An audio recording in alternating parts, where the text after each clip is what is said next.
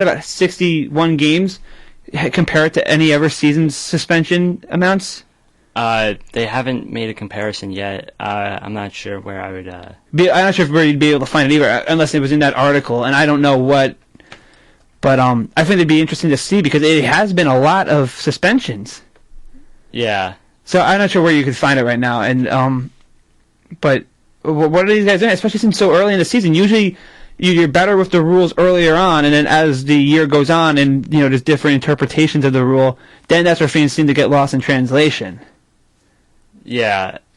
I lost my train of thought. I was trying to look up. That's fine. It's just kind of like I don't know what's making them do it because it's the one where Brad Stewart hit Nash in the head with his elbow.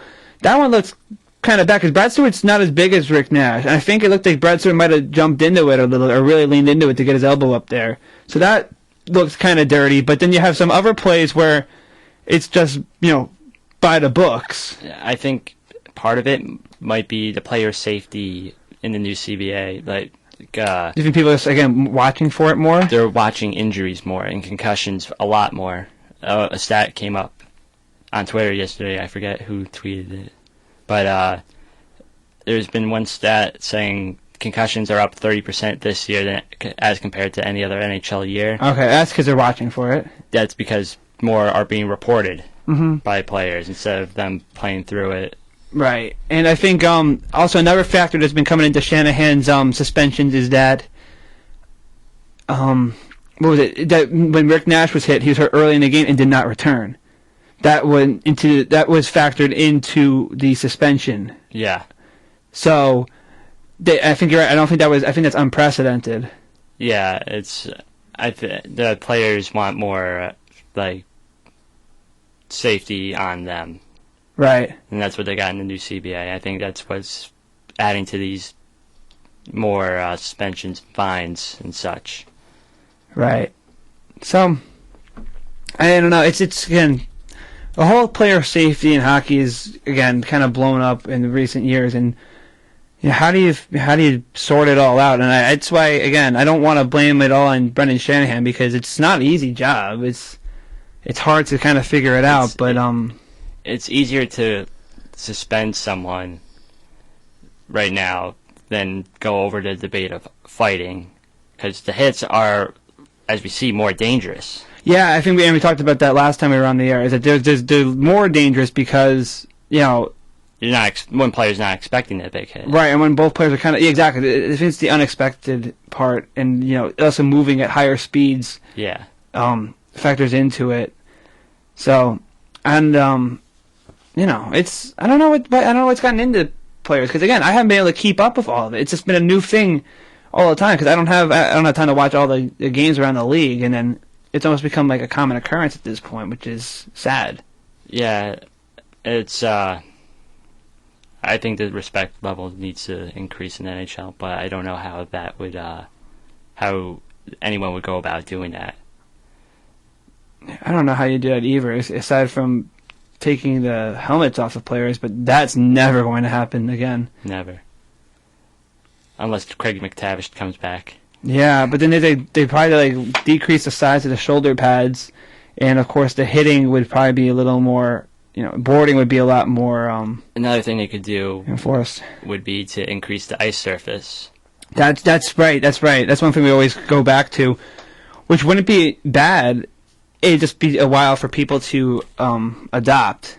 Yeah, just speaking of renovations, the Madison Square Garden just got done with their extensive renovations, and again, the ice surface has not increased. Yeah, so they would the Rangers right now would be if they pass it tomorrow wouldn't be obligated yet, but that is interesting to think because you look at that and it could help. I think it's really interesting because you need to.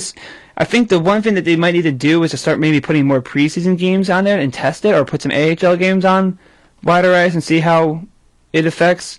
Cause I think it would because it would force you to be quicker, and it's harder to obviously land open ice hits. Yeah, But we don't even see a lot of open ice hits anymore. Not like the old days. Well, not like clean ones. Usually, the open ice hits are always, because players are just too good these days. They get it away with nothing. So if they're going to happen, it's usually when if a player's not expecting it, when he's already getting rid of the puck, or he's just about to get the puck and he's not looking up. It's usually that's when it happens. Yeah, the players are good at avoiding the hits, but sometimes their avoiding makes the hit worse. Like David Booth with Mike Richards, Savard with Cook, Cullen with Orr. That's right. Yeah, that was a bad one a couple of years ago too. What did he do? He was like falling down or trying to like initiate back, or Cullen was staying on sides while passing the puck over to his wing. I believe it was Stahl, and Colton Orr comes over the middle, and because Cullen's leaning and ducking at the same time, Orr just comes over and like his bicep hits Cullen right in the head. Oh. Okay. I have to rewatch that. That was, yeah, I remember because then they had called it like a yard sale or something, or somebody lost a glove, I remember. That was it, yeah. So, I don't know, because there's always, because what they've also talked about is that players need to also defend themselves better. Yeah. And how do you talk about you keeping yourself vulnerable as opposed to a dirty hit? Because from my understanding, a dirty hit is a dirty, no matter if the guy tries to, if he could, defend himself or not. But I guess then you run into the gray area of, do you think it would have been not dirty if the player didn't leave himself vulnerable like this? And I just think it's so many questions. There's so many variables that go into this, and it's hard to really pinpoint what's something and what's not. I don't think anyone envies Shanahan's job. No, but the thing is, that's why I don't feel like it's fair to constantly get on his case. And here I am saying this now, but if the Ranger got suspended, I'd be mad too. So, I mean, that's just the way it is, and I'm not advocating it. Well, the Rangers have a lot of big bodies, but they don't have a lot of brains up there. But I mean, I'm not just saying in general though, because everyone gets upset when it's their players that are wrong. Like when Carl Hagen got called for the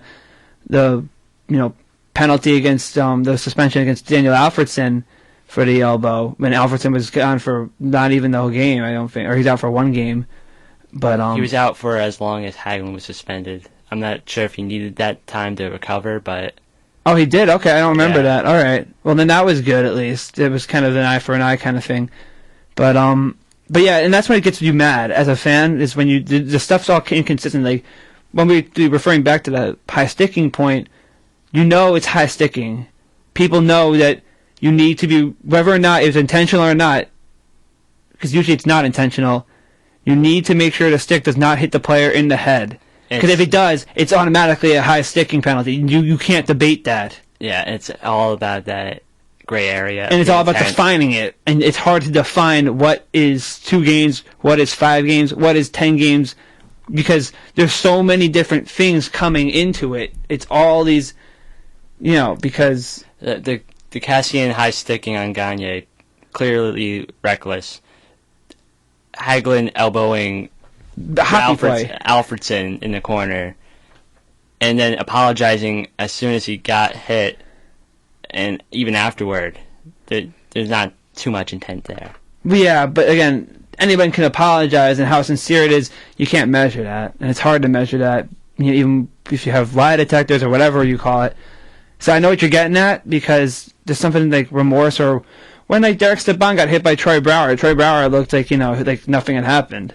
He didn't get a hearing for that, right? I don't think he did. He didn't get a penalty either. No. I'm not surprised, though, with the Washington Capitals, but, That was a poorly officiated game, in my opinion. Well, Rangers got to play better, too. Yeah. But, aside from that, aside from going over the Rangers, I don't know, it's just a hard thing to do, and that's why, as much as I, want to criticize the refs and Brendan Shanahan for their inconsistencies, that's the one thing that's inherent in all sports is human error, whether it's a misplay on the ice or a missed call or not a heavy enough or too light of a suspension. They're doing the best they can. I don't think they're up there trying to say let's screw them over. Or as our dad likes to always say, there's no reason to if the game's rigged, there's no point to playing anymore. You hope that's not the case. So here's the optimism to try and make sure that this game is still being, run efficiently and run honestly. Yeah. Another interesting stat that I saw the other day on Reddit was before Buffalo got their second win was Buffalo Sabres have more players suspended than they do wins. God.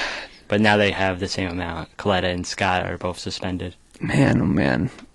It's just not going well up there in Buffalo. I mean, their issue, I think, is that they don't have the right mix of veterans and rookies because then I was surprised to let go of Gerby because I don't know who's better than Gerby on that team. They got rid of Roy. I think they wanted to go more size. They don't have Pominville anymore.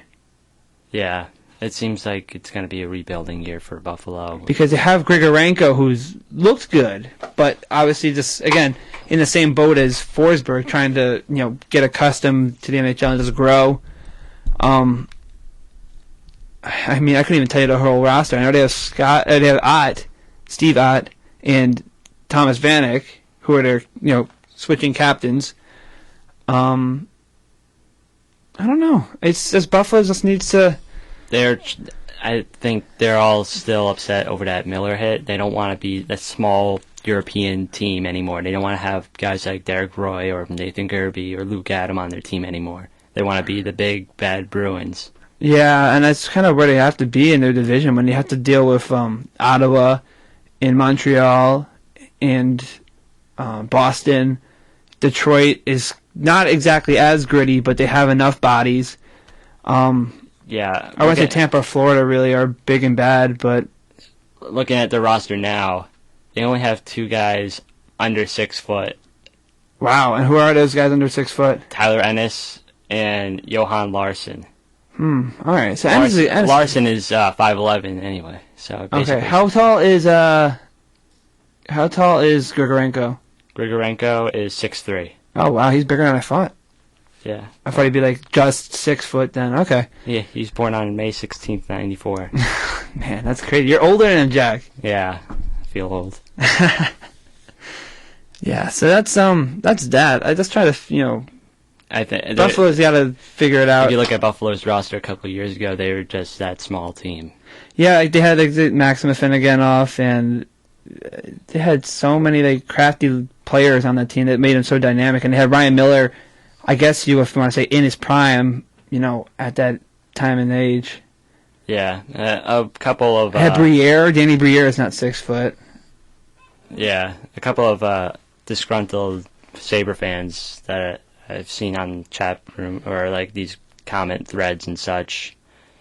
They are upset with the owners and GMs and such, and they were even saying we were better when we were bankrupt. They do a better job of scouting.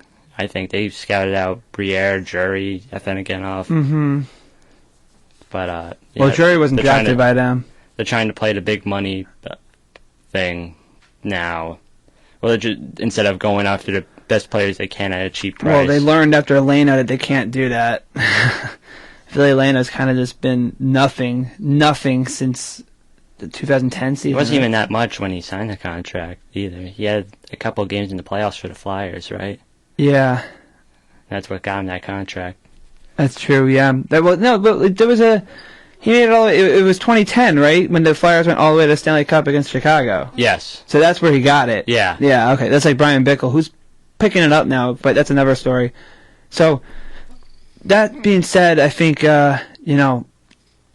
going leaping from different point to point here, the Bruins. So linking the two things together, rather, the Sabres kind of don't have enough people, so they're throwing all these goons out there, and now they had those 2 guys suspended, and it's kind of just breeding this mentality that they don't want to get pushed around. They're getting beat so badly that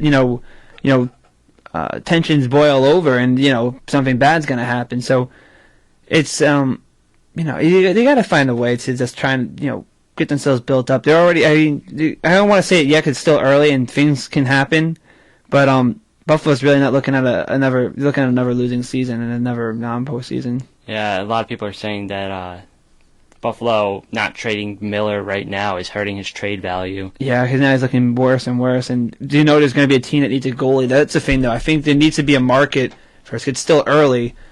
Well, Nashville just lost their goalie. Dubnyk just got hurt in Edmonton. Oh man, all right. That's just giving up. And